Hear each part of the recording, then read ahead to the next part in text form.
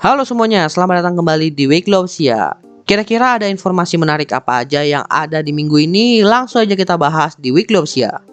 Update pertama dari investment, datang dari startup baru yang bergerak di bidang manufaktur yaitu Bababos. Baru saja mendapatkan pendanaan awal yang dipimpin oleh East Ventures. Jadi Bababos ini adalah sebuah platform pengadaan bahan baku manufaktur yang menargetkan manufaktur untuk industri kecil dan juga menengah atau IKM. Investment dari East Ventures ini yang nominalnya itu tidak disebutkan, nantinya akan digunakan untuk membangun platform yang seamless untuk menjembatani manufaktur industri kecil dan menengah atau IKM ini dengan bahan baku berkualitas dari pemasok terbaik.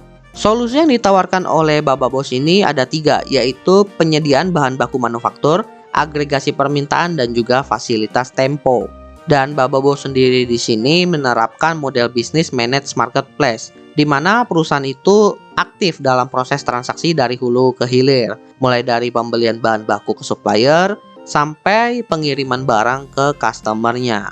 Well, sebenarnya startup yang bergerak di bidang manufaktur yang konsepnya itu marketplace sudah ada dan pernah gue bahas juga di Weekly Opsia, di mana mereka juga baru saja mendapatkan pendanaan. Artinya apa? Artinya startup manufaktur itu saat ini potensinya sudah mulai kelihatan. Dan mungkin dengan kehadirannya startup manufaktur ini menjadi kunci perkembangan industri manufaktur di Indonesia, di mana memang di masa pandemi itu sempat lesu sekali. Dan sekarang pandemi udah membaik, industri pun udah mulai berjalan, lalu muncul startup manufaktur yang bukan cuma mengembalikan potensi dari industri yang udah ada, tapi ngeboost industri manufaktur yang skalanya itu masih kecil juga. Ya, semoga perkembangan mereka bisa dibilang cepatlah seperti startup yang lain. Lanjut, investment selanjutnya datang dari perusahaan motor listrik Chart yang dikabarkan menerima pendanaan baru sekitar 49 miliar rupiah. Pendanaan ini datang dari perusahaan kendaraan listrik global yaitu V-Motosoko Group. Jadi investasi ini adalah bentuk kepercayaan V-Moto kepada Charge setelah menjalin kerjasama dalam pengembangan bisnis EVAS atau Electric Vehicle as a Service. Jadi bisa dibilang Charge ini adalah perusahaan motor listrik lokal. Dan saat ini mereka udah merilis 3 model sepeda motor listrik.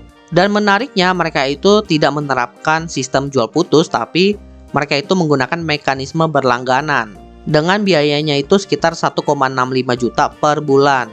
Tapi per 1 Januari 2023 ini mereka baru memberlakukan opsi kepemilikan atau jual putus tadi. Ya, bisa dibilang industri motor listrik di Indonesia ini lagi gencar-gencarnya. Bukan dari sisi swasta aja, dari sisi pemerintah juga mendukung. Udah banyak aturan yang dirilis oleh pemerintah untuk mendukung keberlangsungan motor listrik. Bahkan belum lama ini ya pemerintah juga menerbitkan aturan tentang subsidi pembelian kendaraan motor listrik.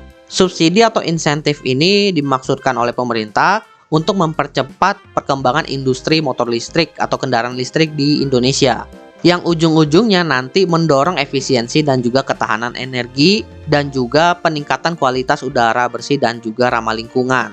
Gue sendiri ya yang kerja di Jakarta sebenarnya udah melihat bahwa motor listrik atau kendaraan listrik ini udah lalu lalang di jalan raya. Bahkan untuk ojek online sendiri udah banyak menerapkan opsi motor listrik. Gue juga sering ngobrol dengan orang-orang yang menggunakan kendaraan listrik dan menanyakan update terkait ekosistem yang ada di Jakarta untuk kendaraan listrik. Dan dalam beberapa bulan aja itu perkembangannya lumayan drastis. Meskipun belum mencakup semua, tapi udah banyak tempat pengisian baterai listrik yang ada di Jakarta. Harapannya sih sekitar 1-2 tahun ke depan itu kendaraan listrik sudah menjadi kendaraan umum yang lalu lalang di Jakarta. Bahkan kalau bisa sih udah di luar Jakarta juga ya, Jabodetabek lah udah oke.